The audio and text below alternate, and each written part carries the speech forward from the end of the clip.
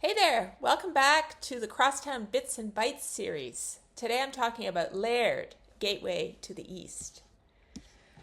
Laird Station is a doubly significant point on the Eglinton Crosstown, the 13th of the 25 stops, and where the train emerges from its first 10 kilometers underground. So I made it my second community to explore and my first ride on this shiny new transit line. When I arrived at Laird and Eglinton, I parked in the lot where Pier 1 once was. I set out on foot, going east on the south side of Eglinton.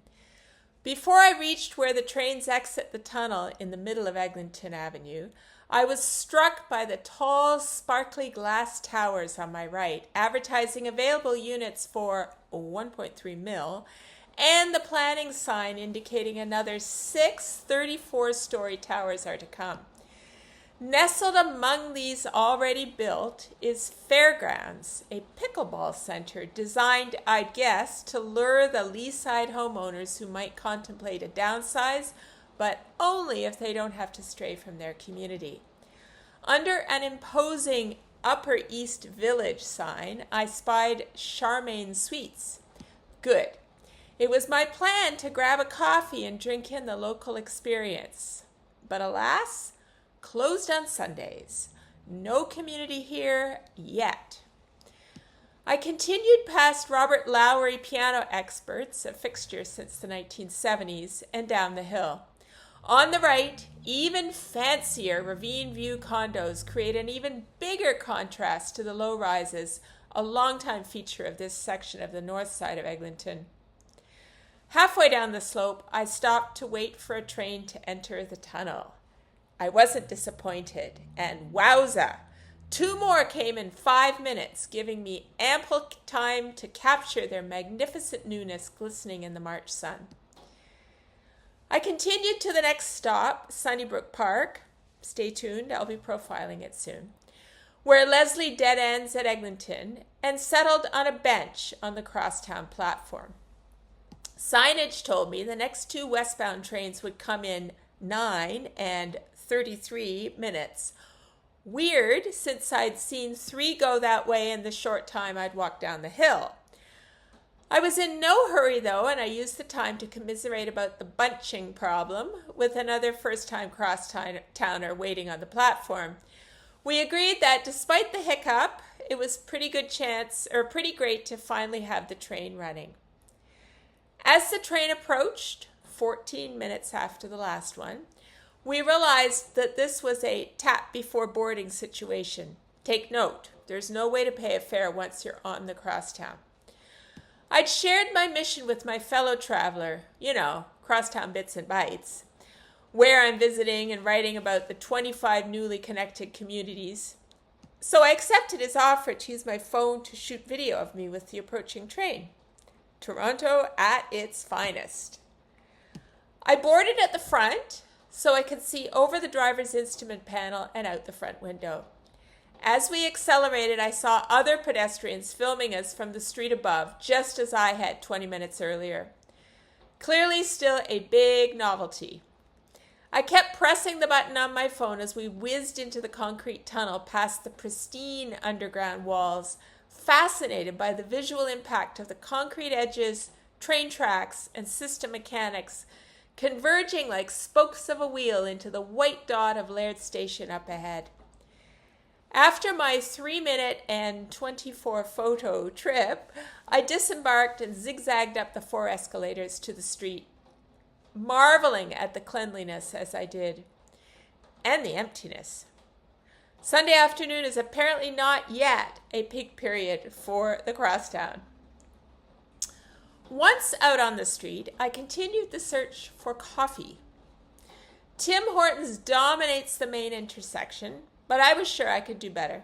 I walked west past pizza chains and pot shops and sit-down restaurants like Vozara, which is Iranian food, and a Bangladeshi place, both ones I'd happily try another time, but nary an independent coffee shop to be found. What I did see was 832 Eglinton Avenue East, a vacant 10,000 square foot single-story brick building recent home to Stevenson's equipment rentals that cries out for something cool, like a coffee shop, for example, for the right tenant. Take note, you brave entrepreneurs.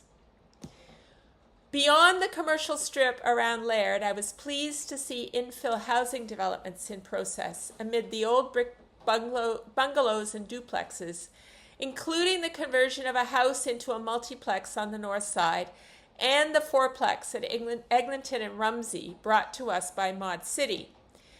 The gentle densification is not without controversy. Mod City sacrificed a much-loved honey locust tree without permit last summer. And, parenthetically, more recently at another site in Midtown, reportedly also associated with Mod City, trees have again been felled without permission.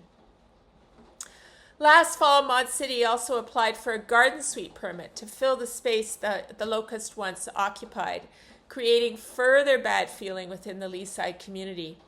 Differences of opinion like this are not a surprise as a community transforms because of new transit. But still no coffee shop. Frustrated, I returned to Laird and walked south, where I knew I would soon be in the big box wasteland, Smart Center Leaside. Just as I didn't want a Tim's, I wasn't hankering for a Starbucks either. I settled for a pub coffee at the Leaside Pub, which occupies the first commercial building on Laird, dating back to 1940 when it was the Leaside Tea Room. With their deep Leaside roots, these owners of the Leaside Pub have created a community fixture. I hope to get a sense of local flavor. But on a Sunday afternoon, I was the only woman among a few tables of beer-drinking men watching tennis and golf. Although it was still a week before St. Paddy's Day, the place was ready with green signs and Guinness posters. I sat listening to U2 and Bowie, making notes on my phone and sipping drip coffee with cream from a thick china cup. I really could have been anywhere. Not a lot of local color, at least not right then. While settling my bill, I asked the server whether the Crosstown had affected business. He confessed he hadn't taken it yet. So far, it seems new transit is a non-issue at the Leaside Pub. But I bet it isn't long before the train will be a very big issue for the community. When the development market rebounds, the towers planned for Eglinton going east from Laird will bring a whole new crop of people. And the infill projects in the community, well, they're what the city needs and will continue with or without local support. And I wish for them all a decent coffee shop. So, thank you for watching. Crosstown Bits and Bites chronicles my visits to each of the 25 stops on Toronto's newly opened Crosstown Transit line. Eglinton Avenue spent 15 years under construction, with the project plagued by delays and overspending, wreaking havoc on the communities along a 19-kilometer stretch of a central east-west urban artery. Line 5's February opening has given Torontonians new access to the communities. Check them out. And wherever you live, I hope my series prompts you to get out and explore new parts of your community. If you've missed prior installments of this, be sure to check them out at celiachandler.com. Thanks for watching.